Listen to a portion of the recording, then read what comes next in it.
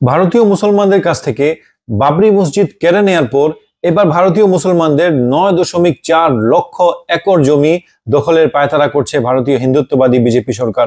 এই জমি ভারতের যাবতীয় সংস্থার মধ্যে ভারতীয় রেলওয়ে এবং ভারতীয় সেনাবাহিনীর পর তৃতীয় সর্বোচ্চ জমি। ওয়াকফ কি?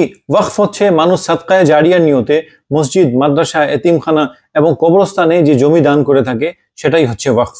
ওয়াকফের জমি হিন্দুত্ববাদী বিজেপি সরকার গরিব মুসলমানদের উন্নতির জন্য ব্যবহার করতে চায়, অথচ এই একই কথা কি তারা হিন্দু মন্দিরের জন্য বলতে পারবে যে সারা ভারত জুড়ে যাবতীয় মন্দিরের মধ্যে গচ্ছিত সম্পদ তারা গরিব হিন্দুদের জন্য ব্যয় করবে? না, কখনোই বলতে পারবে না। যে দেশে রাস্তায় নামাজ পড়লে পুলিশ মুসলমানদের অপমান করে এবং তাদের পাসপোর্ট বাতিল করার থ্রেট দেয়, যে দেশে গরু খাওয়ার মিথ্যা অপবাদে নিরীহ মুসলমানকে পিটিয়ে পিটিয়ে শহীদ করে দেওয়া হয়, যে দেশে মিথ্যা অপবাদ দিয়ে কোনো আদালতের নির্দেশ ব্যতীতই মুসলমানদের ঘরকে বুলডোজার দিয়ে ভেঙে চুরমার করে দেওয়া হয়, অথচ এই ঘর নির্মাণ করতে এক একজন মানুষের সারা জীবনের অর্থ সম্পদ ব্যয় করতে হয়, যে দেশে হিন্দুদের পূজার সময় মুসলমানদের গোশতের দোকান বন্ধ করে দেওয়া হয়, যে দেশে আবাসিক এলাকাগুলোতে মুসলমানদেরকে বাসা ভাড়া দেওয়া হয় না, যে দেশে হিন্দু মেয়েকে বিয়ে করার অপরাধে নির্দোষ মুসলমান ছেলেকে পিটিয়ে পিটিয়ে নির্দয়ভাবে হত্যা করা হয়, যে দেশের আইন আদালত শত শত বছরের মসজিদ মাদ্রাসার নিচে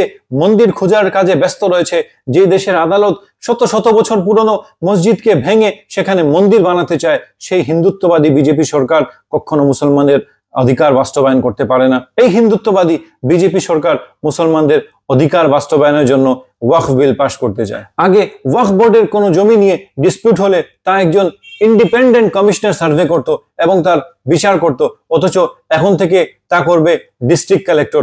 কোন ডিস্ট্রিক্ট কালেক্টর? যে ডিস্ট্রিক্ট কালেক্টরকে বিজেপি সরকার অ্যাপয়েন্ট করেছে। অর্থাৎ এই পুরো প্রসেসটাই এখন সরকার নিয়ন্ত্রণ করবে। তাহলে আর বুঝার কি বাকি থাকে? এই আইন মুসলমানদের জমি কেড়ে নেয়ার একটি কৌশল মাত্র। যে জমি আমাদের মুসলমান পূর্বপুরুষেরা মসজিদ, মাদ্রাসা, খানকা এবং কবরস্থানের জন্য দান করেছিলেন, মোদী সরকার তা এবার দখল করে নিতে চায়। তারা মুসলমানদের কি পরিমাণ জমি দখল করবে তা বোঝার জন্য একটি ছোট্ট তথ্যই যথেষ্ট, যে স্বাধীনতার পর থেকে শুধুমাত্র উত্তরপ্রদেশ সরকার মুসলমানদের ওয়াকফ বোর্ডের 11,000 হেক্টর জমি দখল করে নিয়েছে। ওয়াকফ বোর্ডে আগে শুধুমাত্র মুসলমান সদস্যই থাকতো, অথচ এই বিজেপি সরকার নতুন নিয়ম করেছে যে সেন্ট্রাল ওয়াকফ বোর্ডে 22 জনের মধ্যে 4 জন কাফের এবং রাজ্য ওয়াকফ বোর্ডে 11 জনের মধ্যে 3 জন কাফের থাকতে পারবে। আমি তাদের প্রশ্ন করি, একই কাজ কি তারা হিন্দু মন্দির বোর্ডের জন্য করবে, যে প্রত্যেক হিন্দু মন্দির বোর্ডে মুসলমানকে থাকা বাধ্যতামূলক? এরকম কি কোনো আইন তারা বাস্তবায়ন করতে পারবে? কখনো পারবে না। ভারতীয় মুসলমানদের উপকার সেই কট্টর হিন্দুত্ববাদী মুসলমান বিদ্বেষী বিজেপি সরকার করতে চায়, যারা 540 আসনের মধ্যে একটি আসনেও মুসলমান প্রার্থীকে খাড়া হতে দেয়নি। অথচ ভারতীয় সংবিধানের 26 নং ধারা প্রত্যেক ধর্মের লোকদের তাদের নিজের আইন অনুযায়ী নিজের ধর্ম পালন করার স্বাধীনতা দিয়েছে। আশ্চর্য লাগে যখন এই খাবিসেরা বাংলাদেশের সংখ্যালঘুদের অধিকার নিয়ে চেঁচামেচি করে। এই খাবিসদের নির্লজ্জতার কোনো শেষ নেই।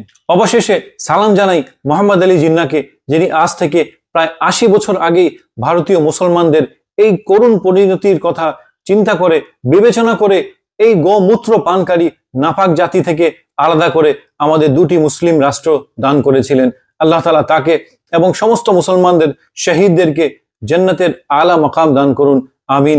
আসসালামু আলাইকুম ওয়া রাহমাতুল্লাহি ওয়া বারাকাতুহু।